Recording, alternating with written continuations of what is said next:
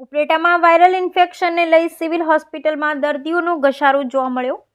શરદી, ઉધરસ જેવા સામાન્ય રોગોમાં કાયમીની 500થી વધુ ઓપીડી જોવા મળી। હાલ ચોમાસાની ઋતુ હોય, તહેવારોમાં વિવિધ ફાસ્ટ ફૂડ કે બહારની ખાણાપીણીની વસ્તુઓને લઈ સામાન્ય રીતે તમામ રોગચાળો વકરવાની ભીતિ સેવાય છે। વાતાવરણમાં ફેરફાર થાય એટલે શરીરની રોગપ્રતિકારક શક્તિમાં ઘટાડો આવે છે, જેથી લોકોમાં વાયરલ ઇન્ફેક્શનમાં વધારો થાય છે। પણ આવી ડબલ ઋતુમાં લોકો જો થોડી તકેદારી રાખે તો આવા વાયરલ રોગો થવાથી બચી શકાય છે અને અન્યોને પણ ચેપ લાગવાથી બચાવી શકાય છે।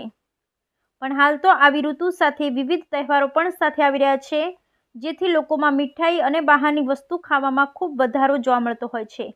આથી વાયરલ રોગચાળામાં ખૂબ જ વધારો જોવા મળે છે। ફક્ત સિવિલ હોસ્પિટલ ઉપલેટા શહેર અને તાલુકામાં કાયમી 500થી વધુ દર્દીઓ સામાન્ય રોગોના જોવા મળે છે, જેમાં શરદી, તાવ, ઉધરસ જેવા રોગોમાં ખૂબ વધારો જોવા મળી રહ્યો છે।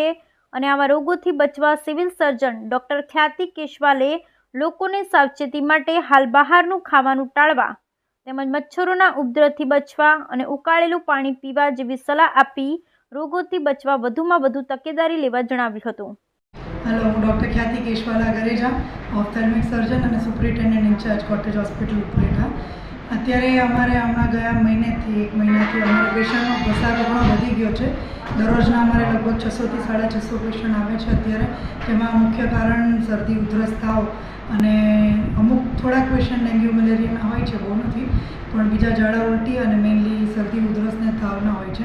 એટલે મારે એ જ કહેવાનું થાય કે વાયરલ શરદીથી બચવા માટે આપણે આપણી ઇમ્યુનિટી વધારીએ, જેમ કે આપણે પૌષ્ટિક જમવાનું ખાઈએ અને આપણે માસ્ક પહેરી શકતા હોય તો પહેરીએ, અને બીજા જે દર્દી કોઈ બીમાર હોય તો એનાથી થોડી દૂરી મેન્ટેન કરી શકીએ તો એ આપણા માટે દવાઈએ છે। Thank you. હું ડૉક્ટર દિશા વાજા, ગાયનેકોલોજીસ્ટ, કોટેજ હોસ્પિટલ ઉપલેટામાં કામ કરું છું। અત્યારે ઘણા સમયથી પેશન્ટ ઓપીડીમાં વધી ગયા છે। ગયા મહિનાની વાત કરીએ આપણે તો પહેલાં 150 જેટલા આવતા હતા, અત્યારે રોજના 200 જેટલા પેશન્ટ થઈ જાય છે। અલગ અલગ સારવાર, બધી પ્રકારની સારવાર અહીંયા આપણે સુવિધા આપીએ છીએ। ઓપરેશન પણ બધી જાતના અલગ અલગ રીતે થાય છે, પછી એ દૂરબીનથી થતા હોય કે પેટ પરથી થતા હોય, જે પણ અલગ અલગ પ્રકારના છે, બધાની સુવિધા અવેલેબલ છે।